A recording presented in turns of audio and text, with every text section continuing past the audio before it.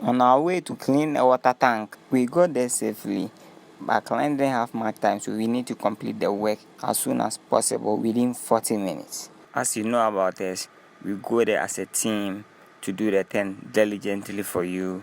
We don't just rush in our things. So here we are at the middle part of the work. We clean from top to down to make sure the tank is very neat. If you use water tanks up to a month, you should know it becomes very dirty. So you need to be cleaning it frequently to prevent yourself from waterborne infections and other diseases that may affect your life.